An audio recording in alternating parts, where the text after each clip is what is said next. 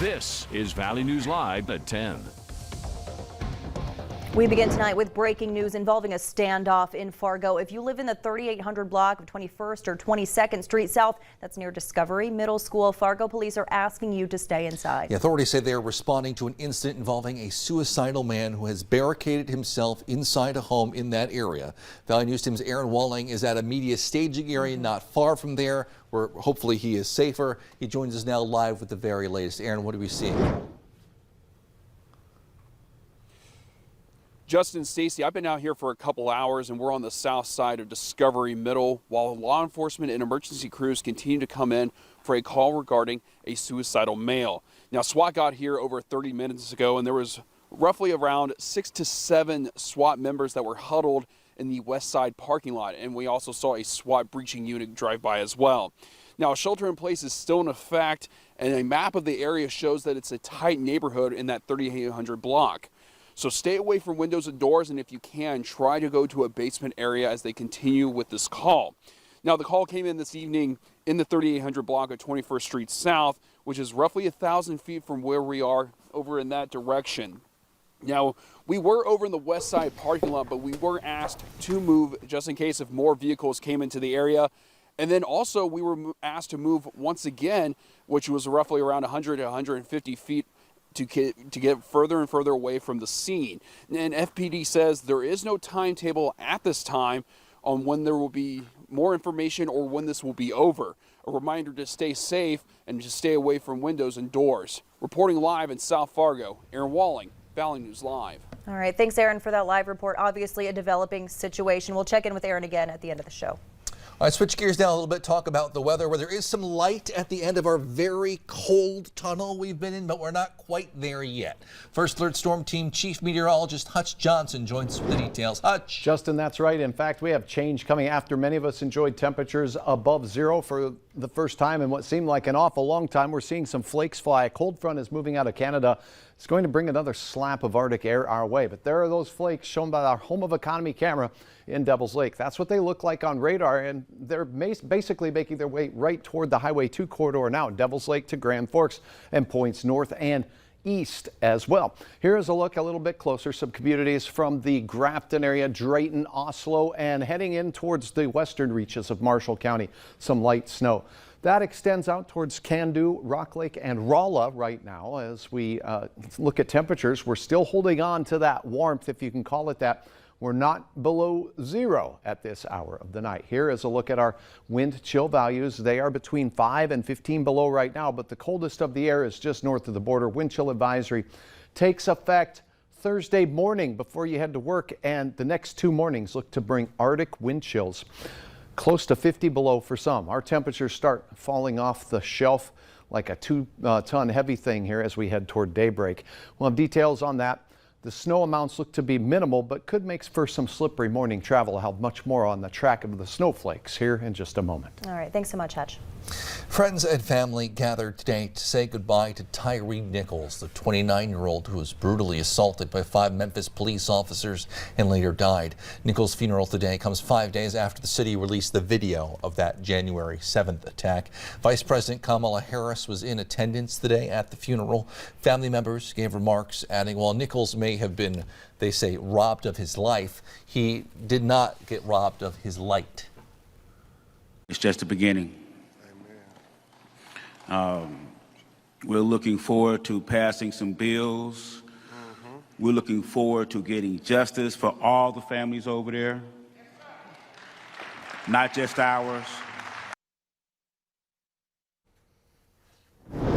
New for you tonight at 10, the mayor of Grand Forks is clarifying comments he made yesterday after calling for that land deal not to go through. Mayor Brandon Buczynski said, quote, "This opens the question of other entities with Chinese connections across the nation, including Chinese students and professors at UND. He clarifies today, adding a number of people throughout the process have commented negatively regarding Cirrus Aircraft and UND. My comments simply point out the Air Force does not address that," end quote. Authorities used a GPS system and camera system to track down and find a woman who they say stole a taxi near Cass Lake, Minnesota last night. Happened around 7 when the driver stopped to use the restroom, and they say the passenger just took off. Officers later found the stolen taxi in the Bemidji area and arrested Marty Jones. They say the taxi was giving her a ride from Essentia Health in Fargo to Cass Lake when she stole it. Fargo police need your help finding the man they say threw 2 cats out a window, hit and killed one of them with his vehicle. Security footage from the city pound caught that incident on camera. Authorities say they are now looking for a red 4-door sedan with silver window trim. You're asked to call law enforcement if you have any information.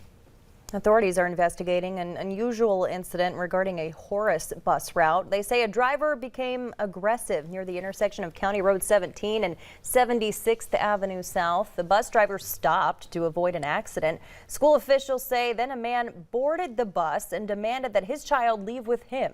The student got off and the bus kept on. West Fargo school leaders say they're committed to communicating with families in a more timely manner and say drivers are trained on how to avoid situations like this for the future.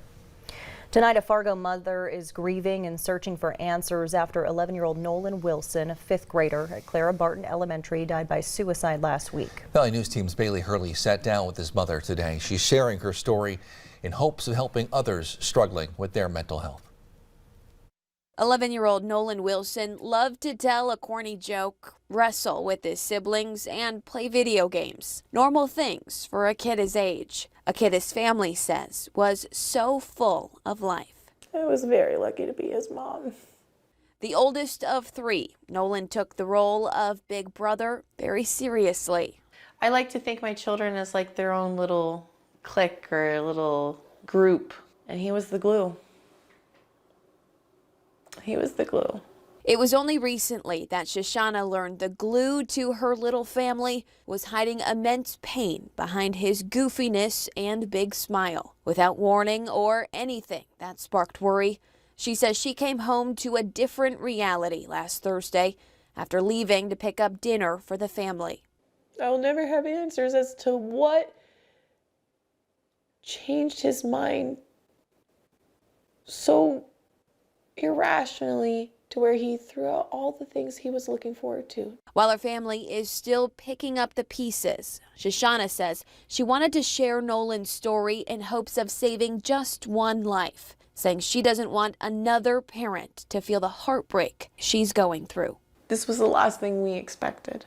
She encourages families to reassure your child how loved and supported they are and urges you to open the lines of communication to make sure your child feels heard. They're needing us, and we're missing it.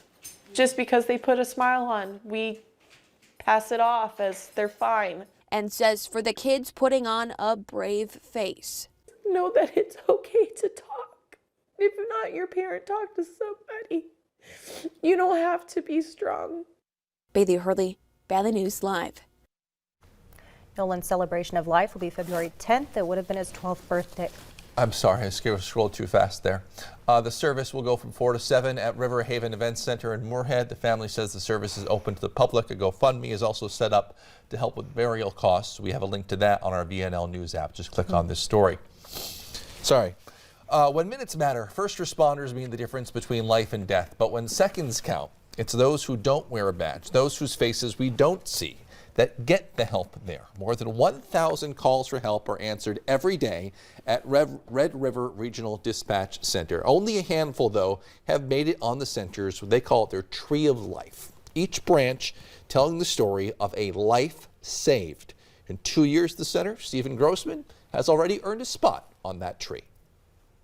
I've spoke with people in the past that have passed away just a couple hours after I've spoken with them, and it's pretty hard to think about that sometimes, but we just got to realize that at the same time that some lives get lost, we're saving a lot of lives too. Before crews could get to the scene, he helped a mom deliver her baby over the phone. On average, each dispatcher takes about 60 calls a day, and they're looking for more help. Volunteers turned hunger into hope at Shields Arena with the Feed My Starving Children organization today. Every year, millions of children die from preventable causes, including undernutrition. It's why thousands are volunteering over the next few days, attempting to reach 2 million meals by Saturday. Our team was at the event today to help pack those meals. In 2 hours, we were part of a group that created nearly 150,000 meals to ship out. They are sent to a warehouse and then they are distributed to 90 countries around the world. Feed My Starving Children works with hundreds of non-governmental organizations and mission partners around the world in some of the hardest to reach areas to reach those that are truly malnourished, who are starving. It is critical for children between the ages of 0 and 5 to receive proper nutrition. If you'd like to volunteer too, there are spots open tomorrow, Friday, and Saturday. We have the link to sign up right on our website, valleynewslive.com. Just click the story. A Staple in downtown Fargo has closed its doors after 52 years in business. Mexican Village will move all business over to the 45th Street South location. If you have a gift certificate, don't panic. It'll still be valid no matter the location. Downtown workers will be offered positions at that other location. That is as of today. Stick around on Valley News Live. Still ahead, it's National Unclaimed Property Day. We'll show you where you can find out if you have any missing money.